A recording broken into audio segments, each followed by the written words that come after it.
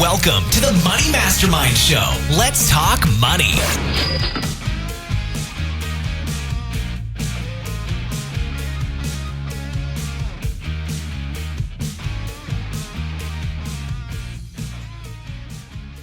Creating your own successful business is a dream that many people have. I mean, after all, one of the reasons people do it is so that they can get out of their current job. But how do you know when the time is right to actually leave the safety of that 9-to-5 job? When is that time right?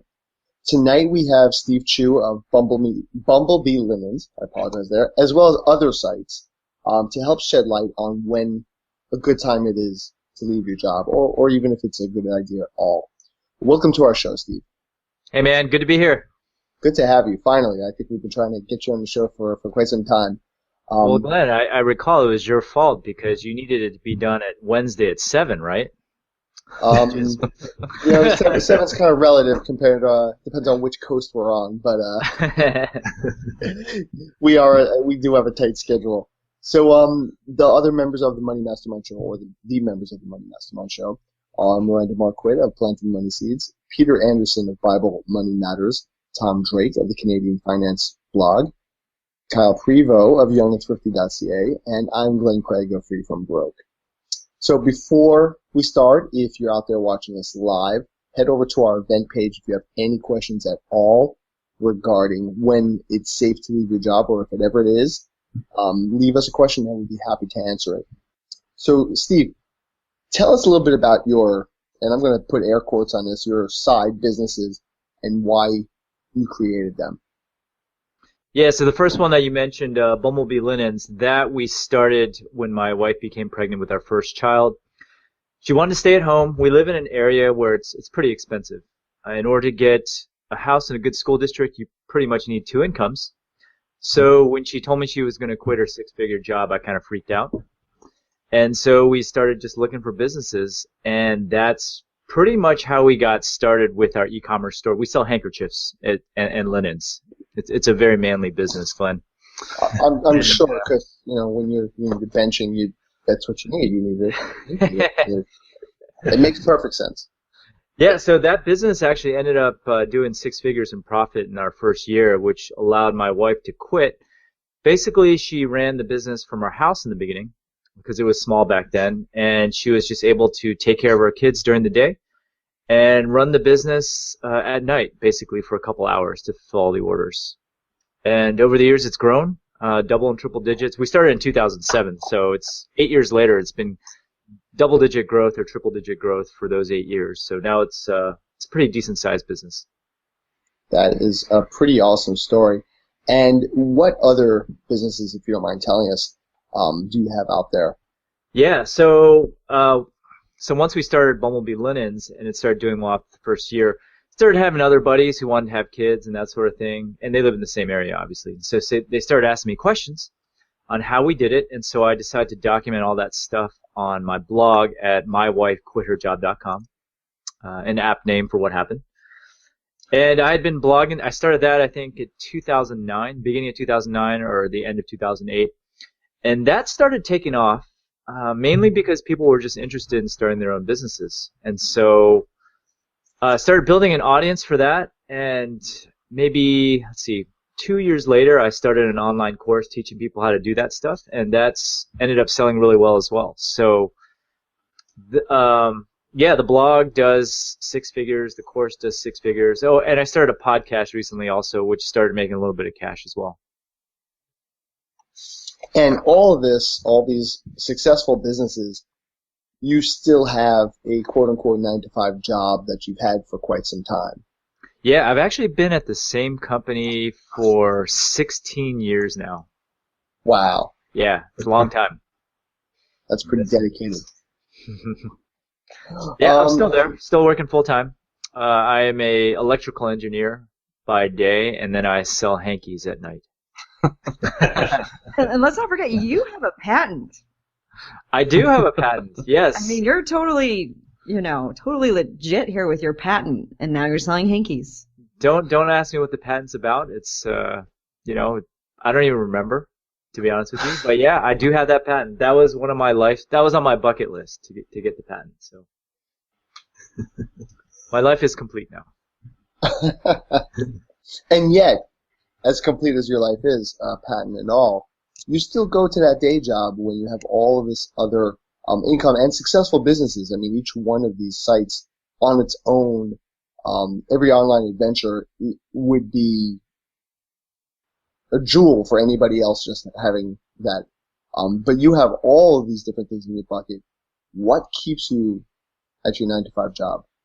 Well, as intellectually stimulating as selling handkerchiefs is, I need something else to keep the brain stimulated. So I studied electrical engineering I've been doing it for over 20 years at this point, and that stuff really interests me. And it's not like I can do that on my own. I need capital. I need manpower to design hardware. So I do microprocessors. If you guys don't know what that is, they're the processing units that do like all the audio processing, the video processing in your cell phones. The stuff that I design or help design goes in like all the iPhones, all the digital cameras, all the printers. It's a pretty cool, it's pretty cool to know that what you're designing is actually going into some of these gadgets. So it's rewarding, and so that's one of the reasons why I stay at the day job. So maybe it's fair to say that your day job is a little different from what maybe the average person has. You're not just a cube monkey sitting there wondering why you have to fill out another TPS report, perhaps. Well, I am staring at a screen most of the day. So let me tell you this. So where I live, everyone's an engineer pretty much. So in fact, there are a lot of people that are, doing the same things or similar things that I am. It's just, I guess, a different mindset. The reason I've been at that company for so long is because the people there are just really smart. Like almost everyone has a master's or a PhD from MIT or Stanford that are my coworkers. So just being around those guys kind of just makes me feel smarter as well. So you'd say that your job in general is actually pretty stimulating for you then? Yeah, it's a good job.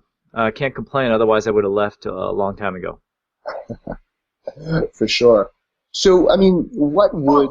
Oh, I'm sorry. I was just going to ask. So, does your hanky business and your e-commerce business, just real quick, now these make more than your day job, right? Oh, yeah. The day job is like under 20% of the household income. Okay. I just wanted to kind of get that out there to make it clear that you're choosing to stay in your job right now and not just, oh my gosh, I got to make ends meet. No. These other things that you're doing make way more than your day job. They do. That's correct. But the day job also is a place of escape. Like I can go there and it's just me, a bunch of engineers and a computer. It's kind of relaxed. I remember when my kids were younger, like I used to look forward to Monday so I could get a break. I relate to that. Yeah. I see where you're coming from there. Talking about family too, though, I gotta wonder sometimes when you're working that full-time job during the day and you've got all these businesses going on at night. Sometimes it could be a situation where something's going to suffer, because you've got so many plates in the air. Has there ever been a time where you've been thinking, man, I'm going to have to drop one of these plates in order to make sure I'm, paying enough attention to my kids, or, I'm doing these other things, or I'm taking time for myself. So I can do the breakdown of my hours. I actually just recently wrote a post on this. So running the e-commerce store is what my wife does for the day-to-day. I only handle the technical aspects of that and all of the online marketing, pay-per-click stuff. The blog and the podcast together take maybe 10 hours a week. And my job, I work 4 days, so that's 32 hours. So I work like a 40-hour work week pretty much. Kids don't go down until like 8:30 or so, and so I just hang out with them until they go down, and then I only start my stuff until after they've gone to bed. And in general, I don't do anything on the weekends related to the businesses unless there's some sort of emergency. So it's pretty balanced. Yeah. Has it always been that way? Or, I mean, like, I'm guessing at this point you've got some things formularized where it just maybe helps run itself. But in the beginning, was it a lot more time consuming, or? Yeah, definitely. Definitely. In the beginning, of course, it's going to be a lot more time consuming. But when we first started, we didn't have kids either, right? So we could work those weekends. We could work the late nights. We got most of the work done before the first kid popped out. And it was a little more difficult once the first kid popped out because we were just tired and grumpy and that sort of thing. But it's all about just paying your dues, right? You put in the systems and stuff, during that first year or whatnot, and then you can generally coast a little more once everything's established. So, being the type of engineer you are, how did you go and make the jump to selling linens online? Yeah, so there's an interesting story behind that, because it wasn't my lifelong dream to sell hankies. So my wife. Nothing wrong with that if it was. Oh no. Okay, where was I? Yeah, so okay, on our wedding day, or like when we first got engaged, my wife was looking for something to dry her tears because she knew she was going to cry at the altar, right? And she didn't want to be. We paid a lot of money for photography. Stuck with you for the rest of her life. Yeah, that's the reason why she was crying, right? So she was getting tissues. She didn't want to use tissues because they get all nasty and whatever. She wanted a handkerchief. We looked everywhere for those hankies, could not find them anywhere. And then finally we found some Chinese vendors, but we ended up having to buy like hundreds if we went with those guys. So that's ultimately what we did. We bought a whole bunch. We ended up using a handful, and then we sold the rest on eBay. And they actually sold right away. They sold like hotcakes on eBay.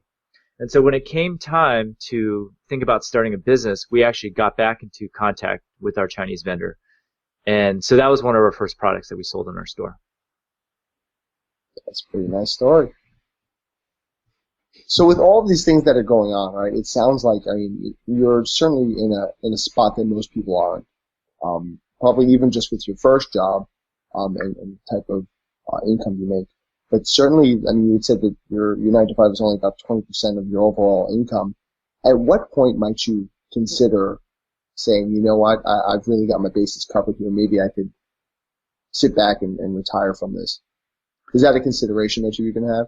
Yeah, so it's funny. If I were to leave this job, I would probably need to find something else that's equally as stimulating. Like, I don't want to give up like my entire background of electrical engineering. And so it would be tough. I had thought about this at some point. Like, if I were to leave, I might even consider getting another job or going and creating my own thing somehow, depending on how things go. So I think that's an interesting consideration there, that a lot of people, if you did want to leave, let's say, what you're doing to start your own business, you're giving up your time in the industry, right? So like, if you left electrical engineering, I'm sure that's an industry that probably moves pretty fast, and if you don't stay with it, you're going to fall behind pretty quickly, perhaps. Yeah, for sure. As soon as you stop doing things for maybe even a year, you can become obsolete. So maybe not that quickly, actually. But yeah, it's generally harder. And in general, engineers, like when we're looking for them, we probably favor the younger ones, right? So given an equivalent engineer who's older and one who's younger, you're going to take the younger guy, right? Simply because he's cheaper, if nothing else. Maybe. Cheaper, yeah, if anything, yeah. Yeah, totally. Unfortunately, that's the experience really doesn't always trump the cheaper worker, I guess, these days. So, a lot of people would have to think about that if they ever wanted to find something else, that, what's it going to take for them to jump back into an industry if they ever need to? Well, couldn't you comment on that, Glenn? You Well, I'm actually jumping back into the workplace in a different capacity. So It's really kind of a whole other source. But when I did leave my job years ago, my cube job, it was sort of like, I don't know if I ever need to go back into this, would I be able to? Like what systems might change. It might not change too much, but I'm not necessarily the one who's there familiar with all the things that are in place. Mm-hmm. So it wouldn't necessarily be as easy. It wouldn't have been something that was guaranteed that I would be able to go in at the same level that I did. Right. So that was kind of a tough decision to go into. And part of that decision also was the work that my wife had and all sorts of different coverages that she had that we would still have. So, mm-hmm. I think, is that something that you think about too, like things along the lines of healthcare or retirement plans or anything like that? I'm not too worried about that. I think did I talk to you, Miranda? I don't even remember about healthcare, and you were paying some ridiculously low amount. And And I went to check too, and it's actually not that expensive in terms of healthcare coverage. I mean, granted, you're not going to get the same level of coverage as your employer, but it's actually not that bad. Yeah, it's not horrifying if you do a high deductible healthcare plan. Yeah. So, and that's the thing, is you have to figure out whether or not your household can work with a high deductible healthcare plan, and whether you have enough of a savings to do it. I combine my high deductible healthcare plan with a health savings account. I've talked about it on this show before, the beauties of the health savings account. But I combine the high deductible healthcare plan with the health savings account. And now if you're looking at the ACA type stuff, that on the health exchange, I get a bronze plan because my needs are low for healthcare. And so I get a bronze plan, I get the high deductible plan, and I use the health savings account. And so yes, my costs remain fairly low. It was nice when I briefly had benefits and I realized that I had been like undervaluing them for years, and then when I actually had them, I was like, these are amazing. And no, I had them for a whole year and it was fabulous, and now I'm back to, paying for my own stuff. But it's not been bad, and I was able to find a plan that's really affordable, so it's not the end of the world. Yeah, but there's only me right now, so. Well, yeah, okay, right. Yeah, I got a family to worry about, but it wasn't that bad actually. I don't fear that. I fear the boredom, actually, more than anything else. I don't know. And I think that's something, though, a lot of entrepreneurs worry about, right? Is that's why there's so many serial entrepreneurs. There's something about that entrepreneurial drive where you kind of get bored, right? I mean, it's not just that, right? If all my buddies are at work and I'm sitting at home, like, what am I going to do? Gonna get on Skype and hang out with you. Yeah, exactly. Yeah, I can get on Skype and hang out with you guys, I suppose. I guess we don't count as Steve's buddies. Well, actually, I mean, not anymore though. All of you all have like real jobs now. I'm the only one without a real job right now. See, actually, that's true, huh? Yeah, you're right. That's an unfair thing, though, to say. Glenn has a real job. Tom has a real job. Peter has a real job. Actually, Peter, you've been at your same job for a long time too, right? Yeah, I've been there for 16 or 17 years now as well. So. Oh wow. Okay. Yeah. I'm a long time employee. I think Tom, you've been with your company for quite a while as well, right? Oh, I don't think your mic is on. Yeah, I think you're muted, Tom, or something. I don't know. This company's censoring him. Yeah, I've been at my company for almost 16, 17 years, like I said, and like you talk about, I enjoy going to my day job. I enjoy the people that I work with, and I enjoy going to work every day and actually accomplishing something. Now, I don't have the same problem that you do where you're making good money from your side projects as well. My blogs and other things, they make enough income to replace my wife's income, but if I were to quit my job, it probably wouldn't be enough, I don't think. But by the same token, I like having two different incomes.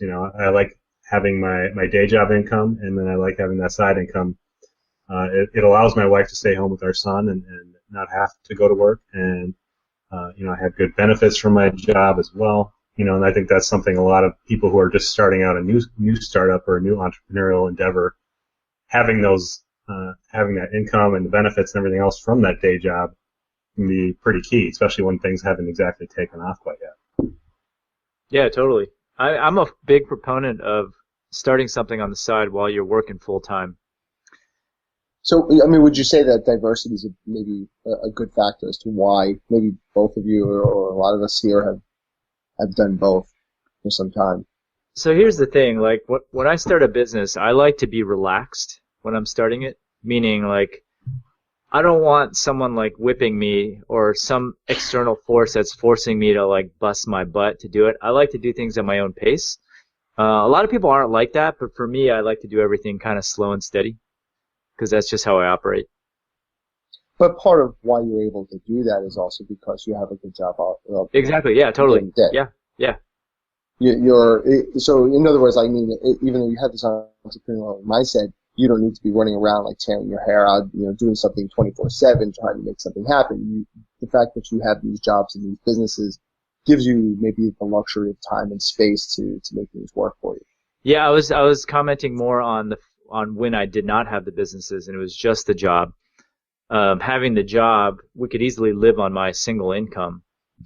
And the fact that that was around, we could kind of tackle these businesses at a nice pace without having to stress ourselves out so much.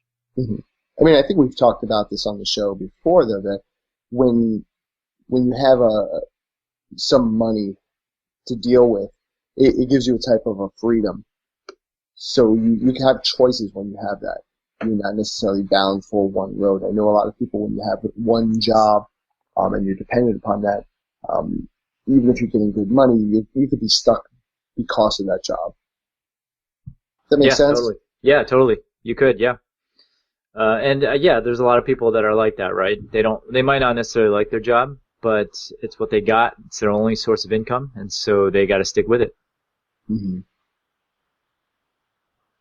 So what considerations do you think a person should take into mind if they wanted to, or if maybe they've already built something and they're considering leaving?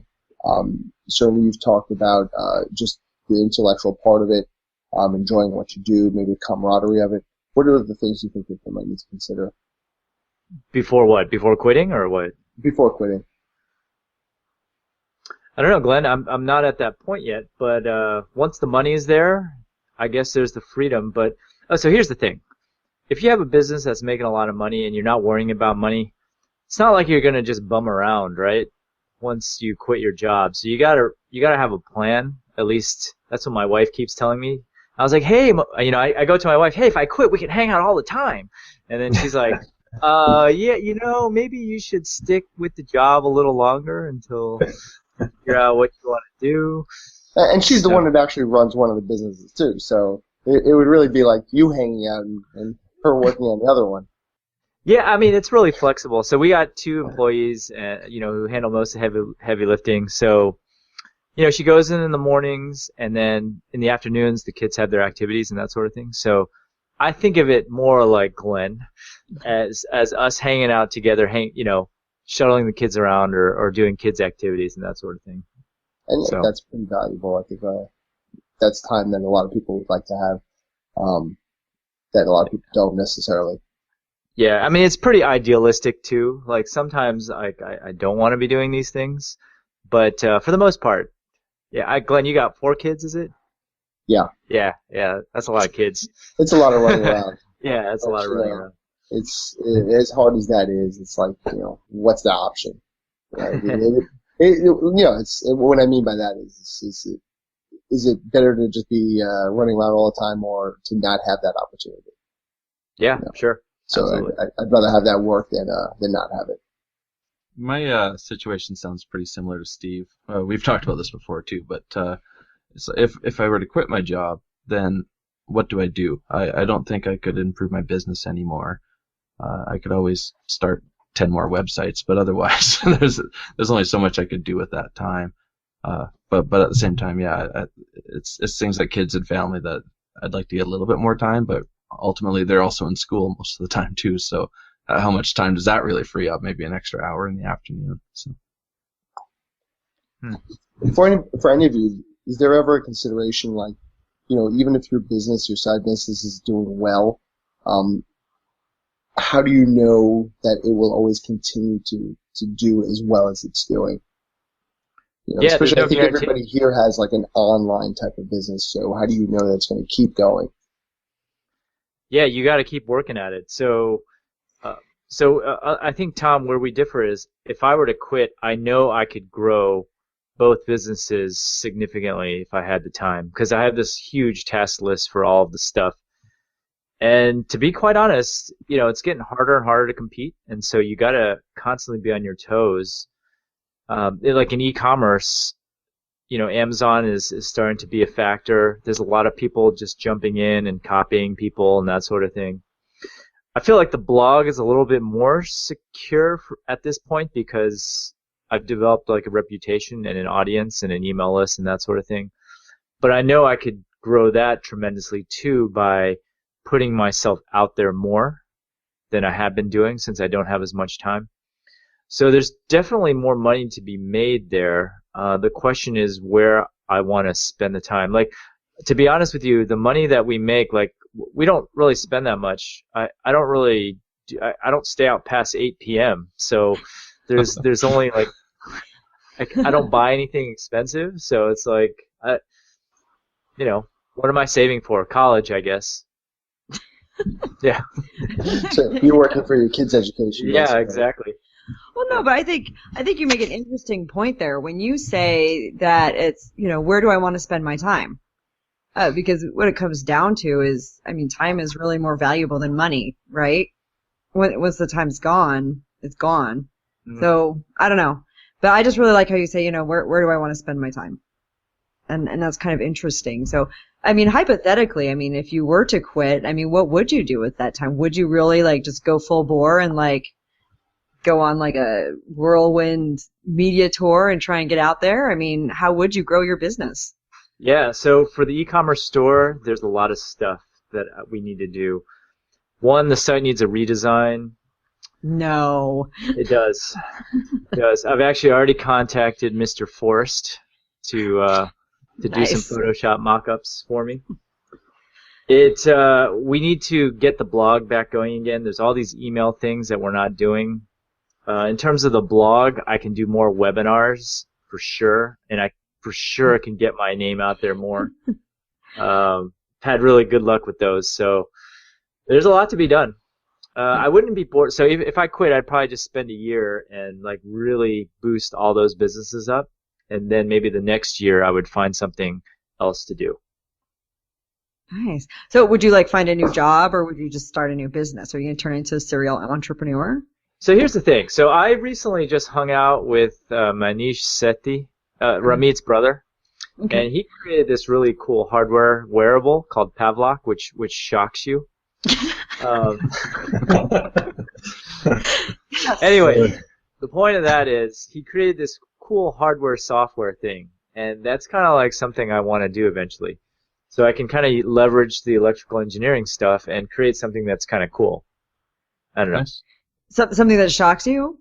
Yeah, Brandon. So he's sending me a new one. Like, I supported him early on and got one of the early units, but he's sending me an updated one. And you can actually put up a web page where, given a username and password, you could like remotely shock me from anywhere you are. Oh, sweet! You sent me that. Yeah, it's not going to happen, Miranda, but I'm just saying it's possible. I think we could easily go down like this really dark trail of weird sort of online things soon. At the very least, you should be giving it to Jen. Yeah, that would be great. So what's hilarious about that is Manish, when I first bought the first Pavlok, he actually had a website where he just gave me the username and password. He's like, hey, I don't really give this out that much, but you can shock me whenever you feel like it.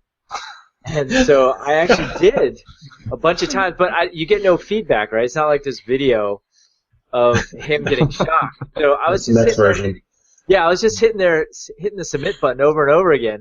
And I wasn't getting any feedback. So you don't know if he really was getting shocked, I don't know. right? Yeah, I don't know if he was really getting shocked. You could have just had the thing like sitting off to the side and like not actually wearing it. I don't know if I'd trust you then. Call you later from his hospital room after you. Yeah. The reason why the new product's only first coming out now is because he hasn't been able to. Well, there is a children's version coming out if you're interested. Oh, good luck. Now that just sounds like. Yeah. Maybe I should. It sounds like a lawsuit. Well, that sounds ingenious. So this is what you're going to do, right? So if you ever decided to quit your job, you would invent something really dark and dangerous. I think there's a market for it. Yeah, I don't know. I haven't figured it out yet, but yeah, when the time comes. So let me ask you something. I mean, it sounds like you do get a good deal of satisfaction from the job that you do. Steve, did you find in any way that maybe you enjoyed your job more when you had all these businesses to fall back on? Like maybe you didn't have the pressures every day of having to just perform at that one job? Here's the thing. I actually enjoyed it a lot more early on, ironically, because maybe it's because I had it when I was single too, and I was just busting my butt, and I had stock options, and we were looking to go public at the time. 3 years ago, or almost 3 years ago, our company got acquired. So we got our payout from the company. Stock options actually had some dollar value associated with it. Ever since that's happened, the incentives have shifted, right? Now I'm like kind of working for a larger company, which doesn't carry the same incentives as when you're in a small startup, like all working towards the same goal. And so the other thing I was going to mention also is once we had our businesses and once money wasn't a factor, what's funny about that was I started enjoying work more because I cared less, and I felt like I could be a little bit more bold with my decision making, so to speak. I agree completely. Yeah. I can be in a room of very stressed out people, and not relying on the job completely makes me take it a lot easier than I would have before. Like, despite my reluctance to leave my job, I don't get stressed out when we have reorg after reorg every year or two kind of thing. So, and the other thing, a different mindset. For me at least, is I could go into a meeting with like a top exec and just speak my mind. Because what is he going to do? Fire me? Yeah. Right? I've had some very honest conversations too. Yeah. But what's ironic about that is that people tend to appreciate the honesty, I feel. So all those years where I was afraid to speak up, I probably should have spoken up, is how I feel. So it's like, in a way, it's made you a better employee. Probably, yeah. Interesting, right? It is because we're always so afraid of the boss and the system that's in there and how we're dependent upon it. And if we're not doing everything correctly, like what's going to come down. But having a little bit of that freedom really kind of makes who you are shine through, I guess, in the job. Does that make sense? I think just people value like opinions, like true opinions, rather than yes people. Right.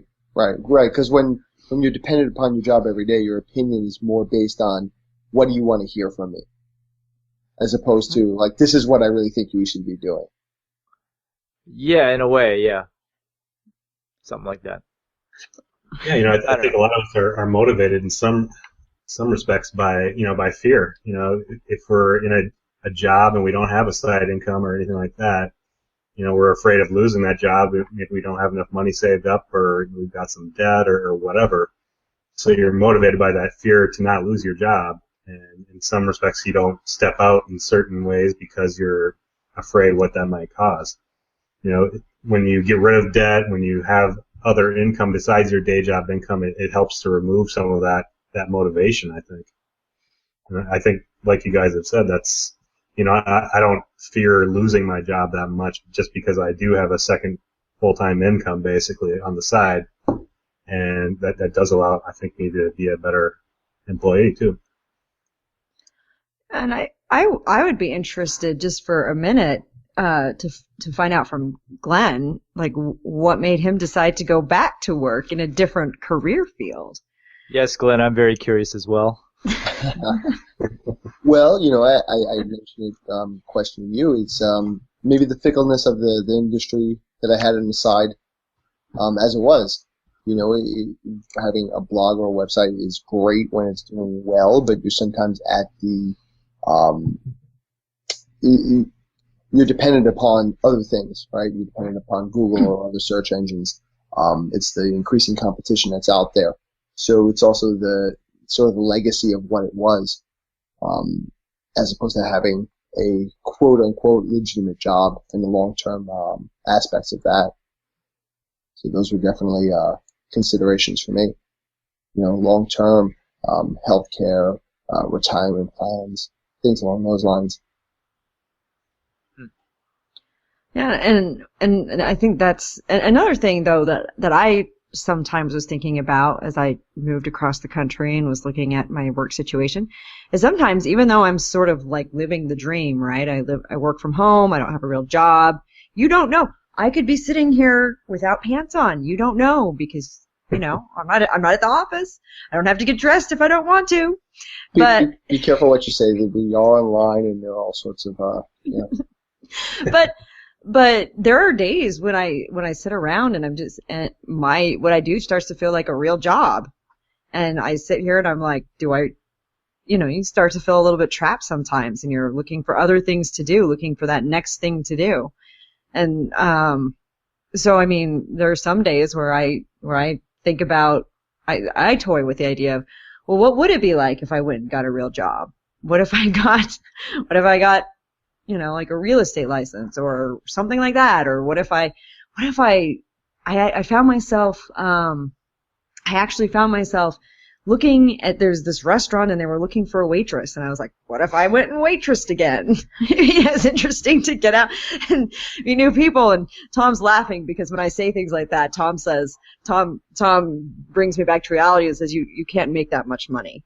So you make more Are you money ever now. worried that your gigs are going to dry up, Miranda? Like your writing gigs? Sometimes I do. I mean, one of the reasons why about what it's probably been about 3 years now, I started shifting more toward corporate gigs as opposed to independent bloggers, like everybody on this show that I no longer write for anymore. But, Oh, you don't write for anyone on this show anymore? I did not know that. Okay. I just sort of faded away. But no, one of the reasons is, one, I mean, the corporate gigs pay way more. And number two is all of the people on the show are really have their finger on the pulse of what's happening with like Google and SEO and changes. And so I listen to them like complain about what's going on with Google, and I'm like, man, I cannot keep writing for blogs that, where whether or not they can afford me depends on how well they do with affiliate income or AdSense or something like that, right? So I started moving over to corporate stuff because at least there I'm their marketing budget, and they don't care about AdSense. They don't care about affiliate income because they just need a marketing budget and they just need content. You're eating from a bigger pie. Yeah. So it's a bigger pie and it's more solid because they're like, this is my marketing budget for the year. We're going to hire you and you're going to do this for a year, and it's already earmarked for you. As For a the whole- freelancer, for the whole year. in a way, you are kind of have a real job though. Like I know, you have multiple like it. bosses, but you're working for someone and you're getting paid by them. So And- it's not that different. Yeah, well, and part of, I guess, and sort of one of the interesting things talking to Steve about this, and I've been thinking about it, and is, working on my own websites is sort of like having a side gig because I'm trying to find time to do this and work on my own stuff as a side gig, right? Yeah. Hey, Miranda, sorry, this is really random. Is that the Sword of Omens behind you? No, actually, it's a Glamdring. It's Gandalf's sword. Okay, sorry. Okay. Steve just does not know his swords. No. Look, We thought it's better we'd bring geek-led. experts on the show. Yeah. Yeah, no, that's Glamdring.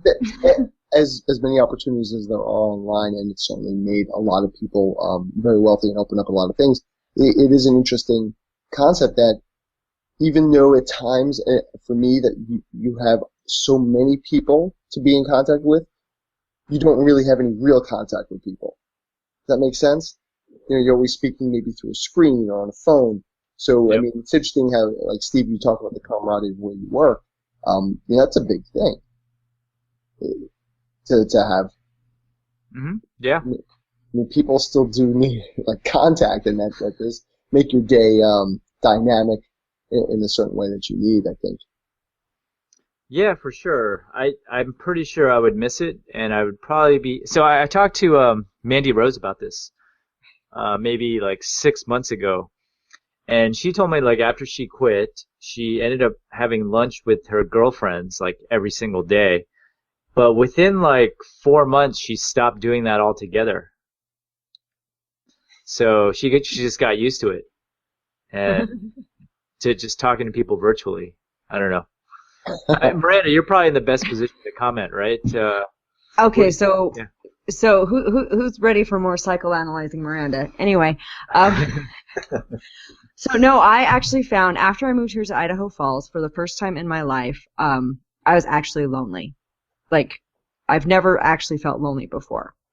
And I've been alone in the past. I don't mind being alone, like I need alone time, but I've never been lonely before, even though I've always worked on the computer all day. And part of the reason was because at the end of the day, I had an actual adult come home and hang out with me. And after I moved here, all I had was like my virtual internet people, and it's not the same. And I found that, I've got my son here, but he's not an adult. He's not somebody I can talk to really about adult type things. And so I started feeling like actually lonely.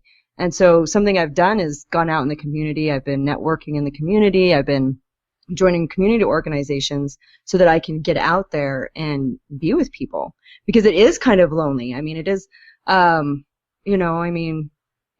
still has Jeff to hang out with. That's true. And, and they have business ventures together. I mean, they do businessy things together all the time. And so, yeah, you kind of do need that in-person contact.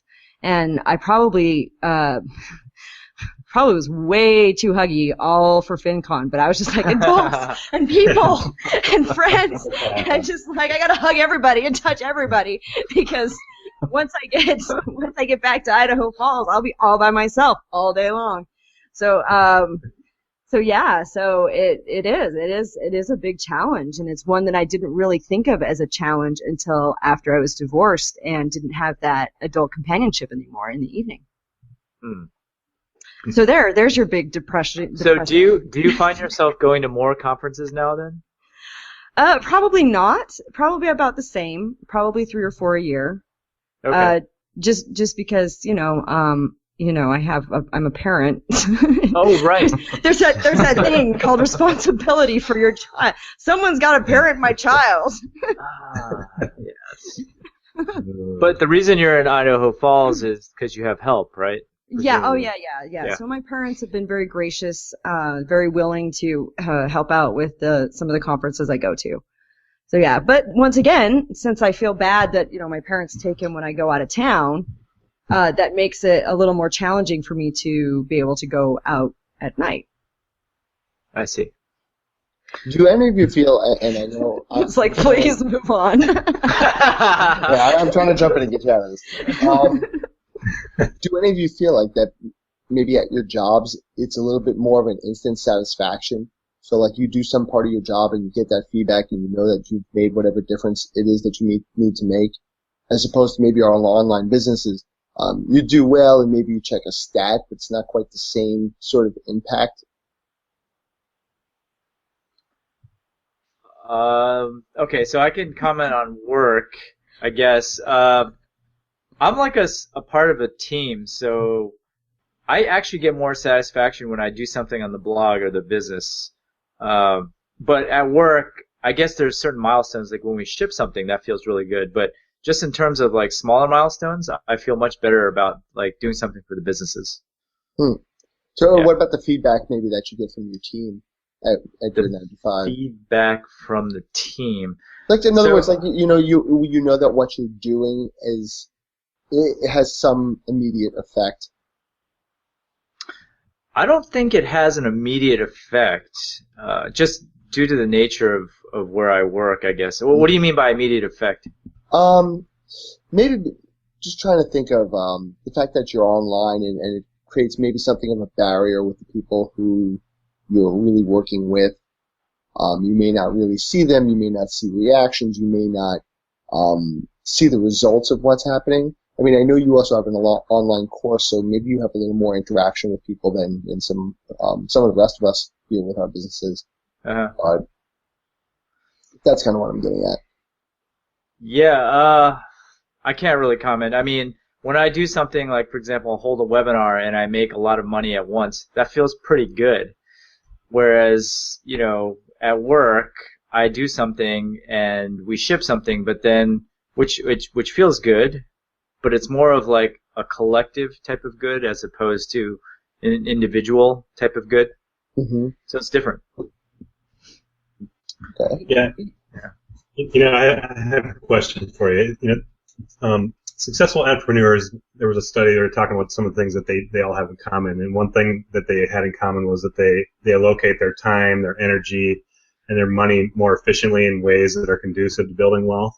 And watching you over the years, I've seen how you're able to kind of balance all these different things, but it does seem like you're able to really allocate your time and energy in a way that's pretty efficient. It seems like you've built systems and put things in place that really help you to maximize your time. Do you think that's been? Yeah, so for time and energy, definitely yes. In terms of money, I do a terrible job.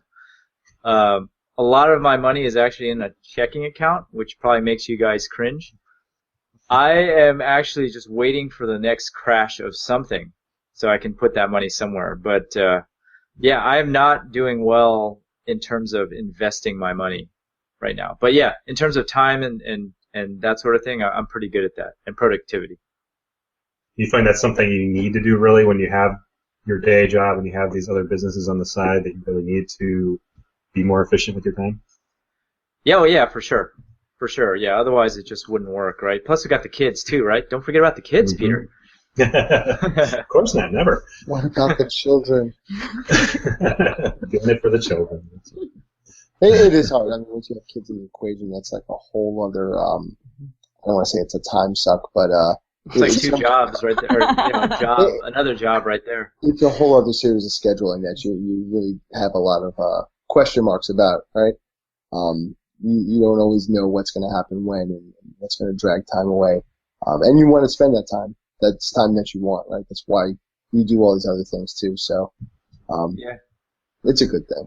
Like my Saturdays are gone now. Like I got a couple soccer games and then birthday parties or play dates, and that's it. And then Sunday I take them to supplemental classes, and yeah, the whole weekend's gone. Yeah, yeah. With the unicorn kitties. Oh, the pink unikitties? Yeah. They play on Saturday. Pink unikitties, that's right. Love that name. So cute. What is the name of your son's soccer team? They're the Blue Ninjas. Oh, that's right. Yeah. I couldn't remember because like pink unikitties just sort of. Yeah, it stands out. Yeah. Do they get to choose their own names? Is that how that happens?